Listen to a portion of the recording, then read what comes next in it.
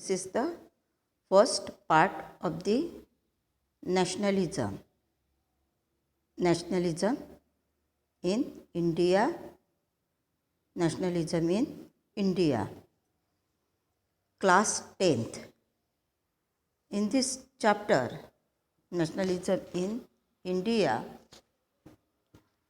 we are going to discuss related to the Second World War that was broken in 1939, and British government declared India as a participant in war without consulting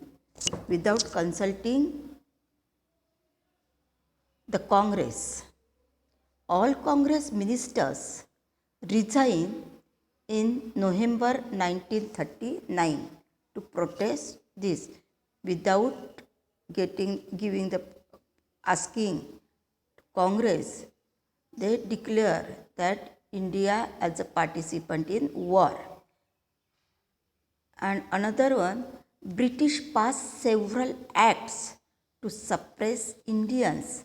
However, they had to finally surrender and grant freedom to India on 15 August 1947. So how we got freedom, how nationalism spread in India, or what were the consequences of spreading nationalism, and what were the factors for spreading nationalism in India, that we are going to discuss in this lesson. So here in nationalism in India,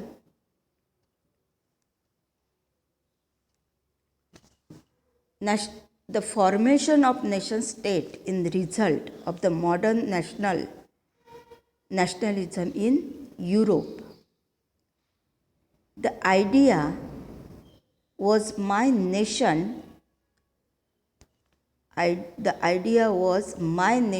wrong or right.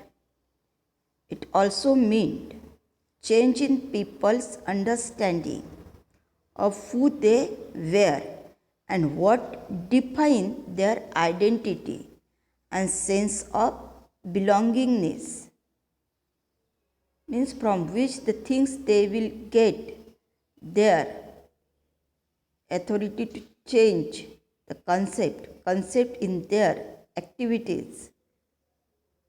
Sentiments जो थी या उनकी भावनाएं बदल गई थी, अपने आप को वो समझने लगे थे, means people's understanding of who they were, वो कौन थे, and what define the identity, उनकी आइडेंटिटी क्या है, and sense of belongingness means we feelingness. All these sentiments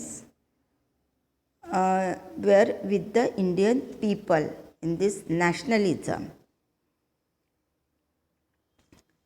New symbols and icons, new songs and ideas form new links and redefine the boundaries of communities. Means in this nationalism process, new symbols and new icons, even though new songs which were very inspirative, and ideas of the fork, means विचारों से नए संपर्क स्थापित हुए. So idea or fork new links and long process. How did this consciousness emerge in India?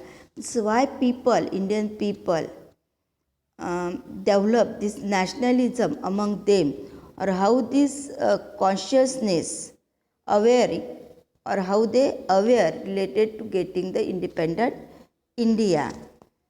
This is subject matter of this lesson. In all the colonies, in all the colonies,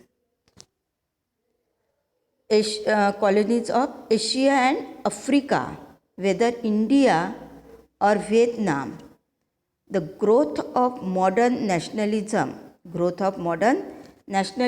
was intimately connected to the anti-colonial movement. Means this nationalism that was connected in all the colonies of Asia and Africa, whether India or Vietnam. So the growth of modern nationalism that was intimately concerted with the anti-colonial movement. This thing is important. Growth of nationalism taken place in the different colonies because of anti-colonial movement. People began discovering their unity in the process of their struggle with the colonialism. Means people had unity. They started unity among the Indian people for the process of their struggle, because they had to face so many problems or struggle in the colonial government. And that is why they became aggressive and they wanted to change all this situation. The sense of being oppressed under the colonialism provided a shared bond that tied many different groups together. In sense of being oppressed means this colonial people were oppressed under this colonization, and they wanted to share, Indian people wanted to share the bonds that tied many different groups together, because wide variety of the language means culture, different regions are found in India, and the people, Indian nationalists, they wanted to create the bonds among the different groups together for spreading the anti-colonial. But each class and group felt the effect of colonialism differently. Their experiences were varied, means different people, those who living in different areas, different culture, they had different problems, and obviously their experiences also they were varied from each group, and their notion of the freedoms were always same. So their notions means concept of the freedom were not always same. तो उनकी concept जो थी for getting the freedom, that was not also same. The Congress under the Mahatma Gandhi tried to fork these groups together within one movement, but the unity did not emerge without conflicts. Means unity जो है, एकता है, वो emerge नहीं हो सकती without the conflicts. Means unity did not emerge without the conflicts. So there is need to fork means coming together. So here in the present chapter, our main theme is how nationalism capture the imagination of people in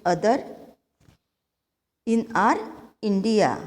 How nationalism capture the imagination of people in India, and it is after the 1920. In earlier textbook, you have read about the growth of nationalism in India in 8th standard. India pick up to the first decade of the 20th century. In this chapter, we'll pick up the story from the 1920 and study the non-cooperation movement. Study matter of this lesson is means events after the 1920. Which movements we have to discuss here? We have to discuss non-cooperation movement. Then civil disobedient movement. We will explore how Congress sought to develop the national movement and how different social groups participated in this movement. Means this is the subject matter of this lesson. Even other First World War, then Khilafat movement, ideas of the Satyagraha, then what was the Rowlatt Act, and after that why non-cooperation, then different stand within the movement, movements in the town and rebellion in the countryside, then Swaraj in plantation activity, then towards the civil disobedient movement. After that we are going to discuss here Salt March and the civil disobedient movement, and after that limit of the civil disobedient movement. What are the limitations of civil disobedient movement? And sense of collective belongingness, all this is the subject matter of this lesson. Now come to the page number 55 of your textbook. That is First World War, Khilafat and non-cooperation movement. Khilafat and non-cooperation movement. So new strand or a new trend developed in the national movement, which began to spread in new areas after the 1919. Movement incorporating means include. Movement incorporating new social groups and developing new modes of struggle. How do we understand this development? What implication did they have? Implication means influences of this movement.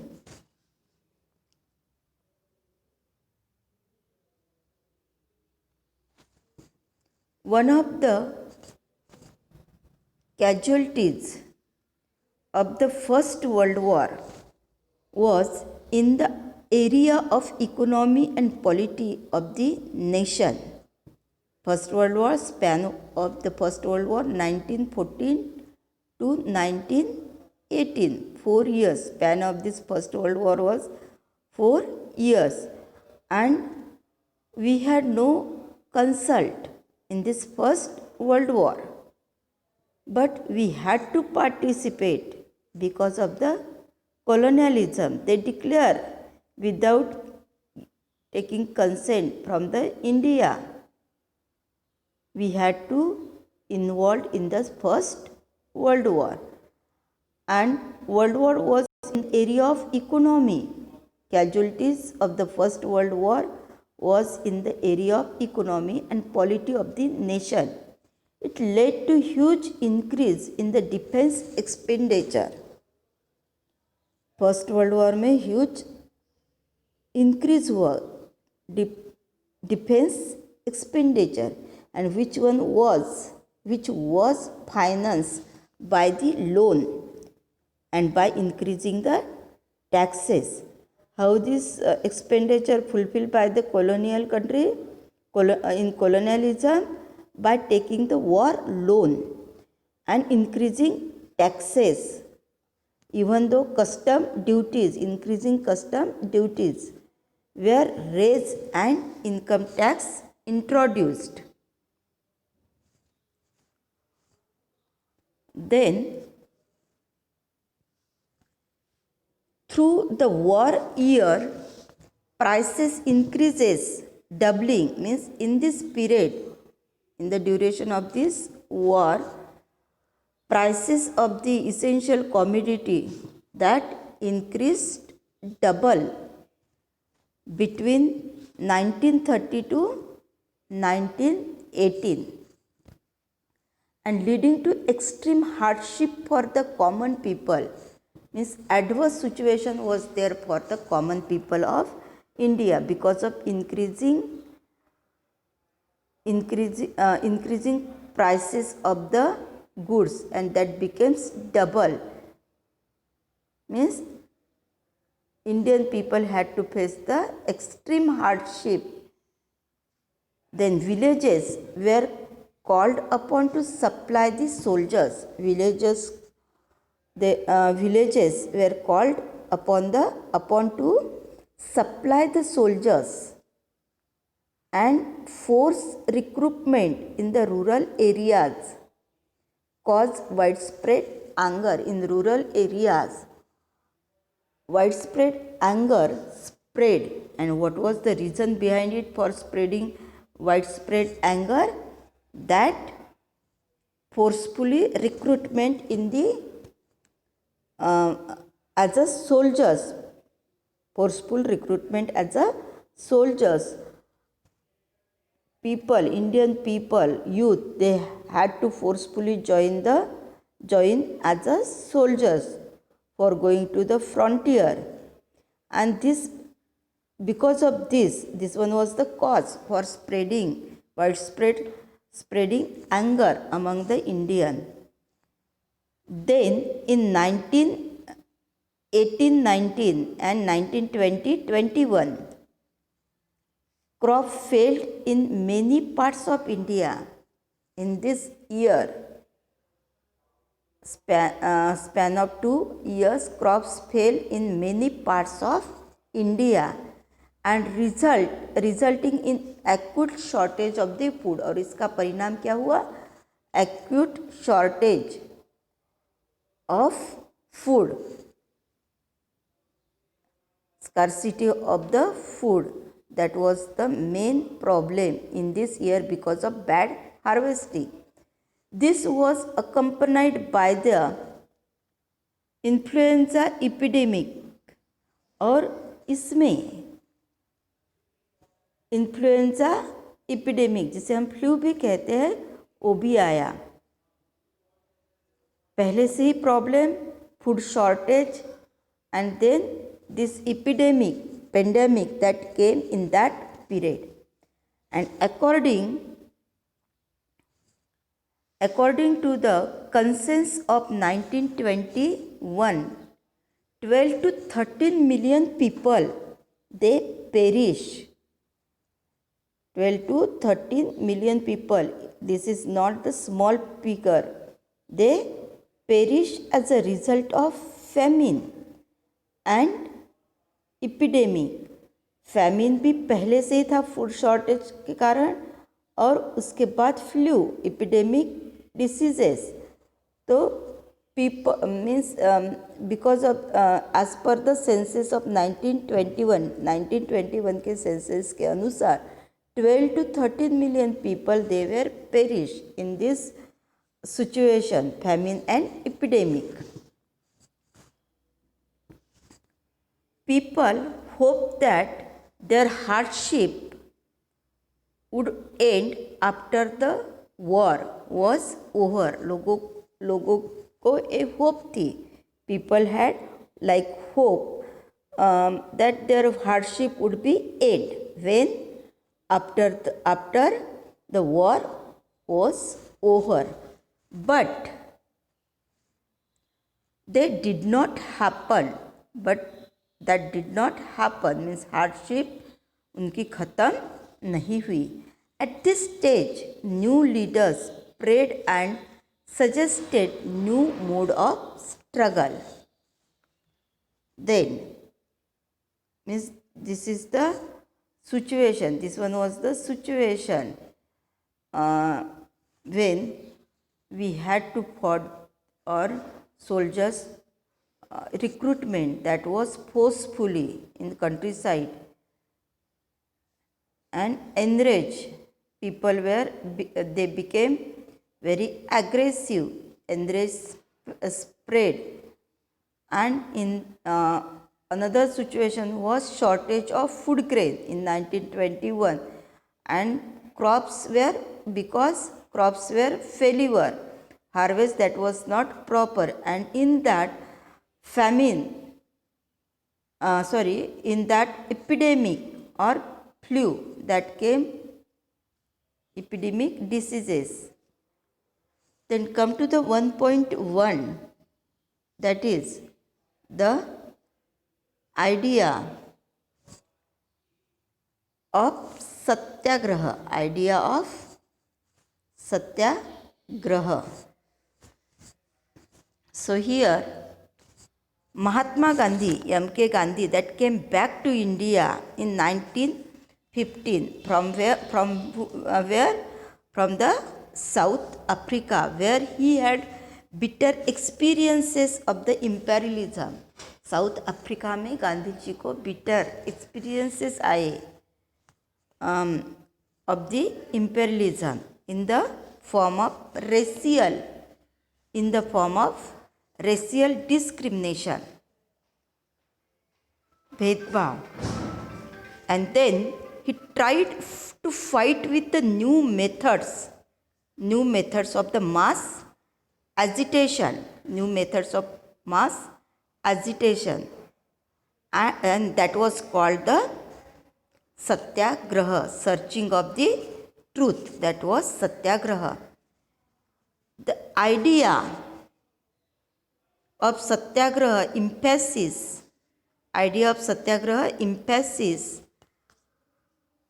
the power of truth and need to search for the truth. If suggested that if the cause of truth if the cause was true, if the struggle was against the injustice, and then physical force was not necessary to fight the oppressor, and without seeking vigilance or being aggressive, satyagrahi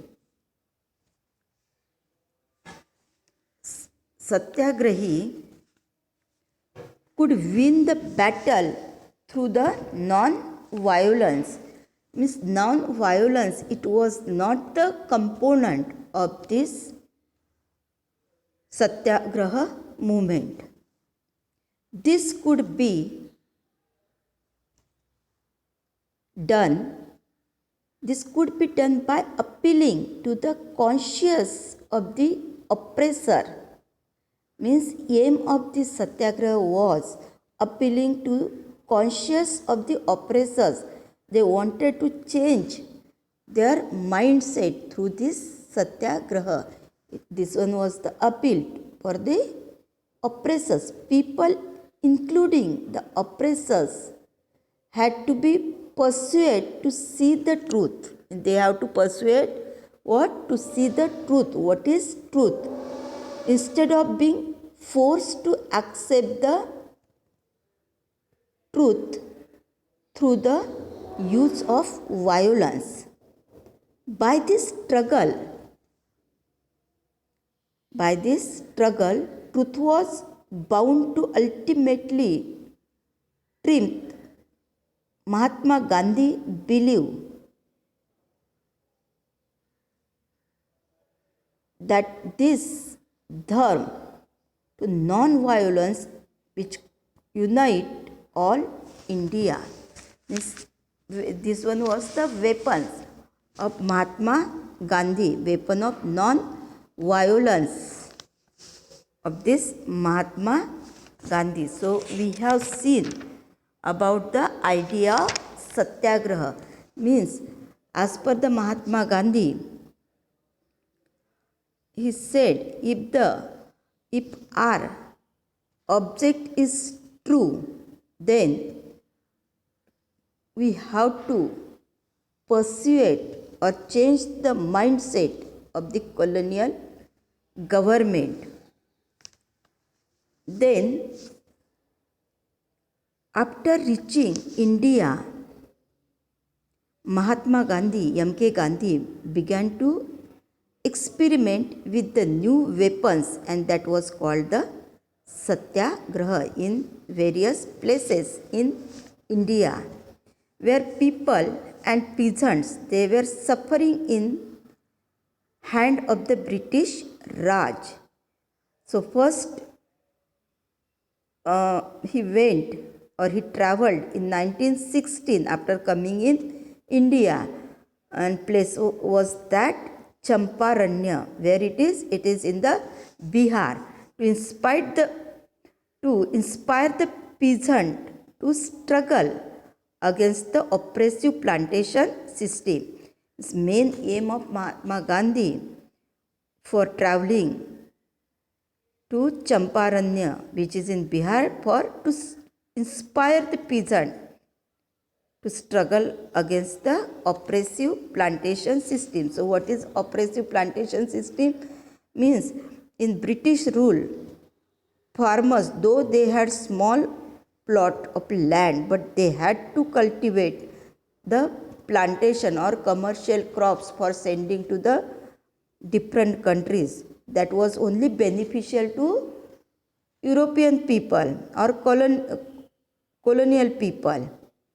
And here objective of this Champaranya, visit to Champaranya or travelling to Champaranya, that was to inspire the peasant. Then in 1917, he organized Satyagraha. Gandhiji organized Satyagraha to support the peasant of Kheda. Kheda district, it is in the Gujarat. And affected by the crop failure and plague epidemic, peasant of Kheda could not pay the revenue and were demanding that revenue collection be relaxed. So what was the main purpose of Mahatma Gandhi for visiting Kheda district in Gujarat in 1970? Because in that period, crops failure and plague epidemic resulted. Because of plague epidemic, peasants were not able to pay the revenue, but British made to pay this revenue compulsory. So he went there for demanding the relaxation for collecting the revenue from this peasant. So this is the incidence of 1970 when he came in India. And after that in 1980, Gandhiji went to Ahmedabad to organize Satyagraha movement amongst the cotton mill worker. Cotton mill workers had a different tragedy. They had to work, or working hours they were much more, and whatever benefits require, job benefits require for the workers in the mill, they were not, and that is why Gandhiji went to this for inspiring, motivating to the workers of this mill, Ahmedabad, and there he organized Satyagraha with the Indian people. Then come to the 1.2. Come to the 1.2, that is Rowlatt Act. It is one of the act which one was very oppressive for the Indian people, and beneficial to the colonial government. So, come to the Rowlatt Act. So, here in the Rowlatt Act, emboldened means confidence, emboldened and heightened with the success of Satyagraha. M.K. Gandhi decided to launch the nationwide movement in 1990 because three movements, 16, 17 and 18 related to the Satyagraha, means people, Indian people became or they inspire or emboldened and heightened with the success of Satyagraha. He decided to launch the nationwide movement because these movements they were specific for the specific areas, and now he wanted to organize nationwide movement against the proposed Rowlatt Act 1990. So this act had been hurriedly passed through the Imperial Legislative Assembly ने ये hurriedly पास किया था. Despite the united oppositions of Indian membership gave the government, means they passed this Rowlatt Act without taking consent of the Indian people or Indian membership, and Indian membership gave the government enormous power to repress the political activities. Means main provision of this Rowlatt Act that was to repress the political activities which taken initiative by the Indian people, Indian nationalists. They wanted to repress this political activity, and for this they brought this provision of Rowlatt Act, and also follow the detention of the political prisoners. Some restrictions were there for the political prisoners without trial for 2 years. Means in this Rowlatt Act provision was that to imprisonment of the political prisoners, and thing was that included in that Rowlatt Act without trial for 2 years. See here, any prisoners, if they wanted to bring or wanted to keep in the jail, for that before to sending in the jail,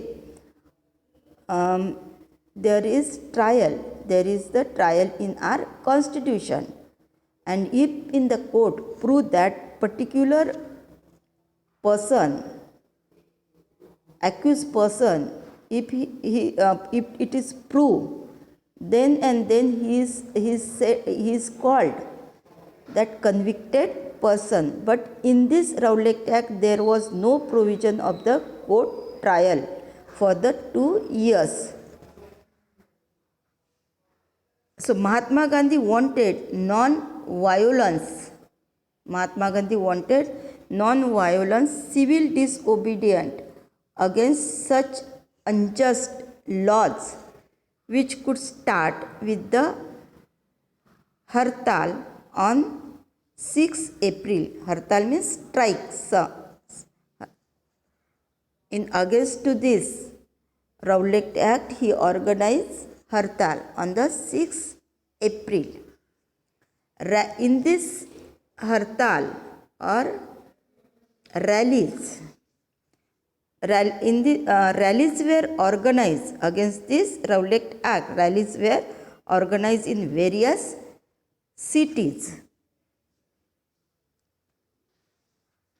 Workers went on strike in railway workshop, and shops closed down, alarmed by the popular upsurge, and scattered that lines of the communications such as railways, and telegraph would be distributed. The British administration that decided to clamp down on nationalists. Means this one act of the British government was an Indian people action reaction. They wanted to clamp down these movements of these nationalists. And local leaders were picked up from the Amritsar. In this for the clamping down this movement, what they done, Britishers they done, leaders they pick up from the Amritsar, and Mahatma Gandhi was barred from entering Delhi. Delhi में enter करने के लिए महात्मा गांधी को रोका गया. On 10th April means fourth day of this strike, the police in Amritsar fire upon the peaceful procession, providing widespread attack on the bank, post offices and railway station. Martial law was imposed and General Dyer took the command. So on the 10th April, incidents taken place that was not expected to Indian people. Indian people became very aggressive, or that was they hurt sentiments. They hurt that police in Amritsar. What was that incident? Police in Amritsar they fire upon the peaceful procession. Peaceful procession पे इन्होंने fire किया. Provide wide spread attack on the bank, providing wide spread attack on the banks, post offices, railway station. लोग भी बहुत ही means Indian people they were very aggressive because of this firing upon the peaceful procession, and they widespread attack on the bank, post offices and railway station. And in this situation, for controlling this situation, martial law was imposed by the General Dyer. He took the command. So infamous Jallianwala Bagh incident took place in 1930. That we'll discuss in the another means next part. So we have seen here Satyagraha, Rowlatt Act, their provisions and incidents of the Amritsar of the 10th April. So this is end.